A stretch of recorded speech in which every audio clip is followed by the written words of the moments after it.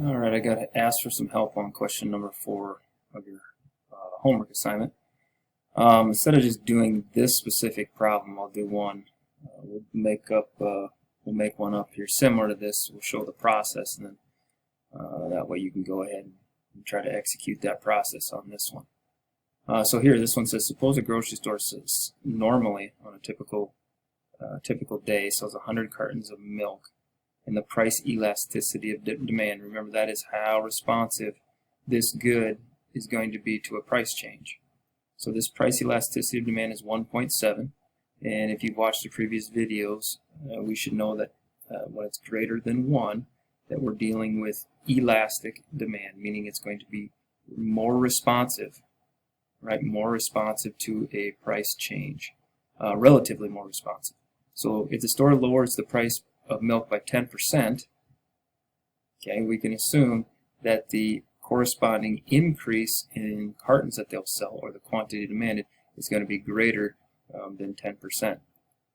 So law of demand tells us that price falls, okay, price falls by 10%, quantity demanded is going to increase.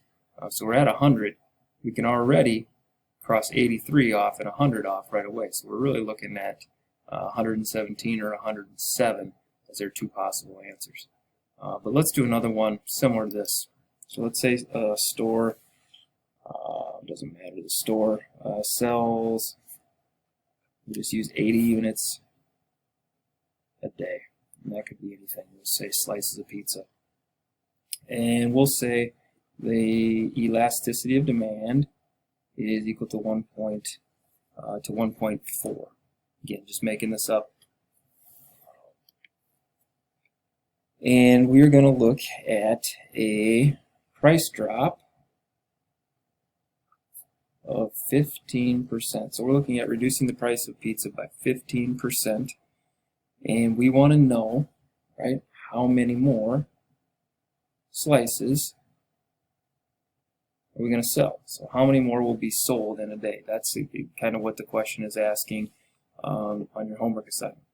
So originally sell 80 a day on a typical day. Our elasticity of demand is 1.4, and we're looking at putting the slice of pizza on sale for 15%. And with this data, how many more are we going to sell in a given day?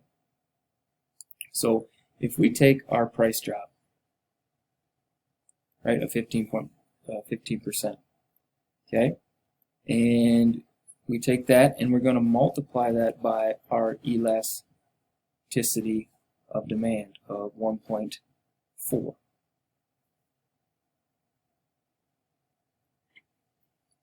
And what that's going to do is show us the relationship between, right, elasticity and the price change. So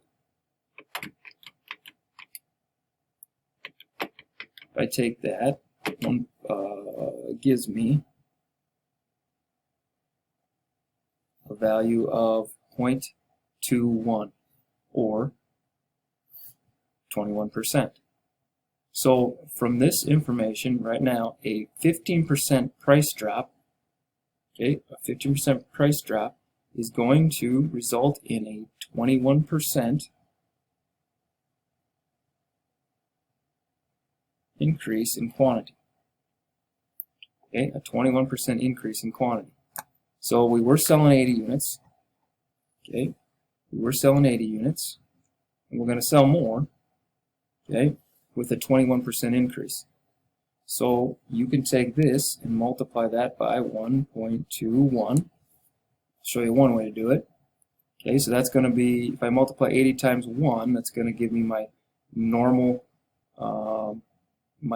day's sales, but I'm also going to multiply it by an additional 21%, so 1.21.